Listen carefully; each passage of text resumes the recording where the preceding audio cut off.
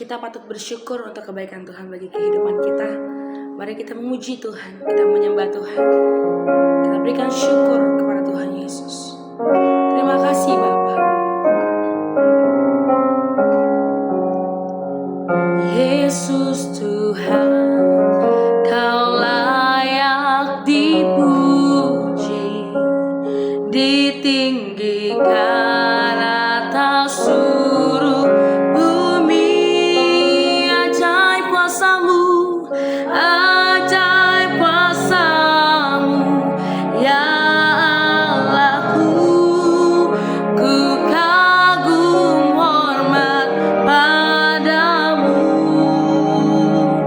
Yesus Tuhan, Kau layak dipuji, ditinggikan atas seluruh bumi.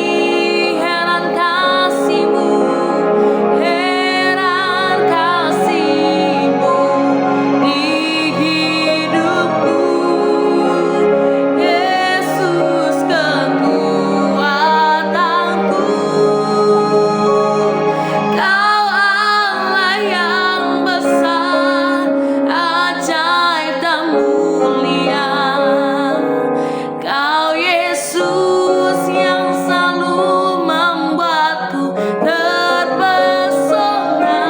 Segala pujian bagi-Mu ya Tuhan. Hanya Kau yang layak ku agungkan.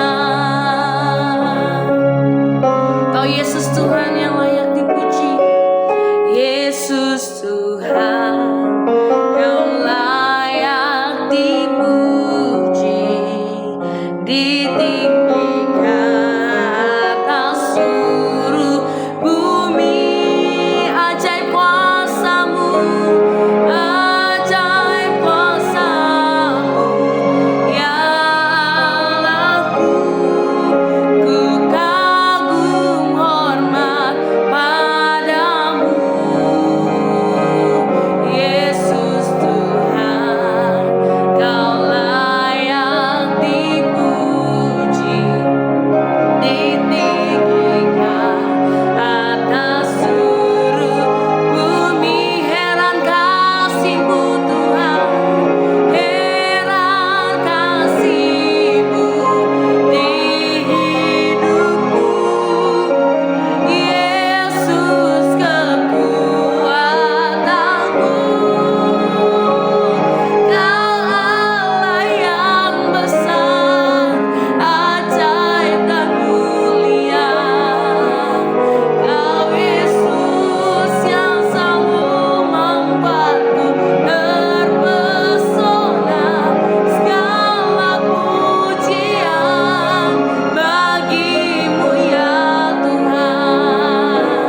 Hanya Kau yang layak ku agungkan. Kau Allah yang besar, ajaib dan mulia. Kau Yesus yang selalu membuatku terpesona.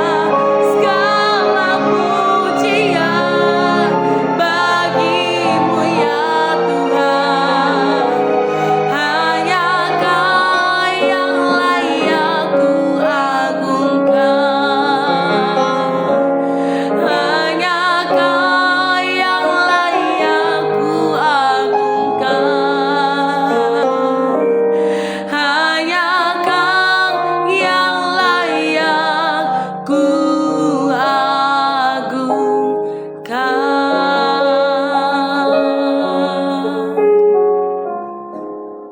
Betapa kami menyadari Kau yang punya Allah yang besar seperti Engkau ya Tuhan. Terima kasih untuk perbuatan-Mu yang ajaib yang nyata atas setiap kami.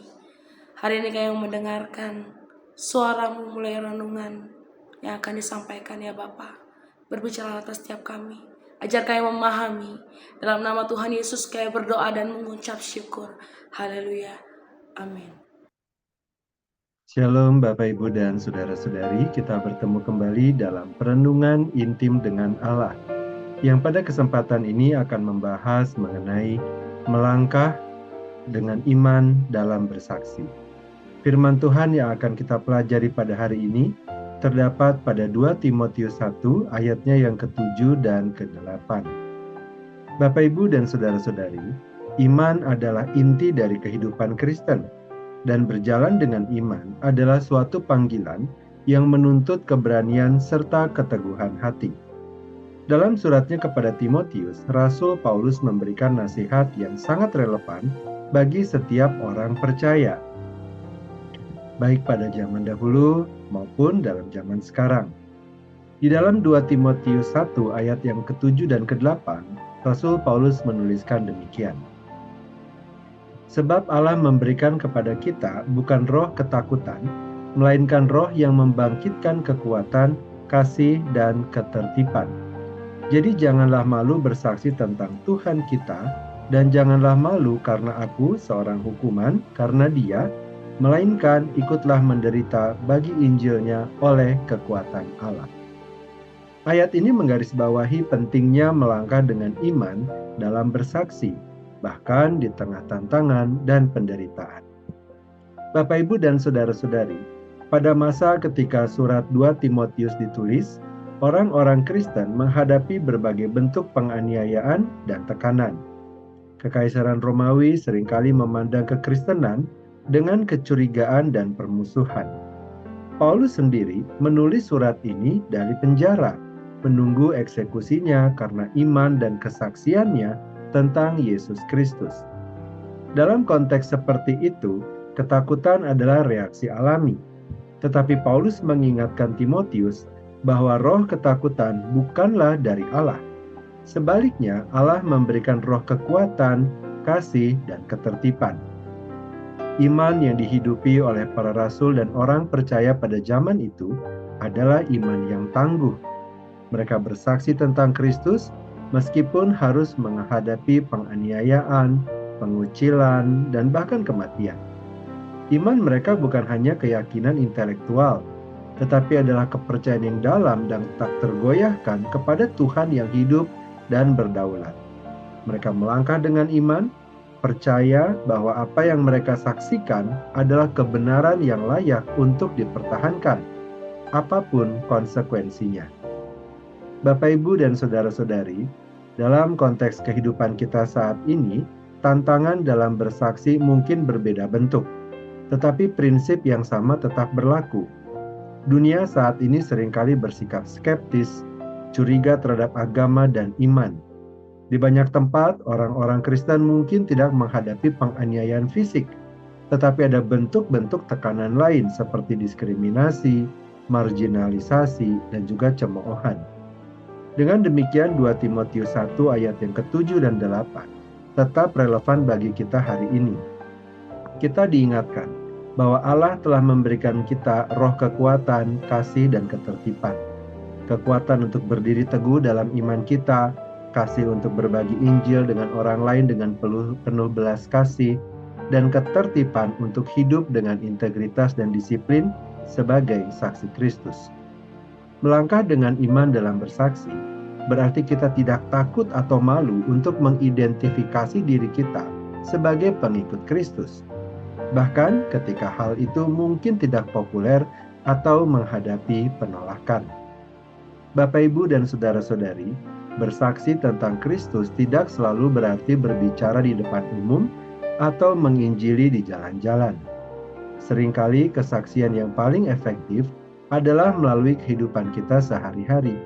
Bagaimana kita menjalani hidup kita, bagaimana kita memperlakukan orang lain, bagaimana kita menghadapi kesulitan dan tantangan.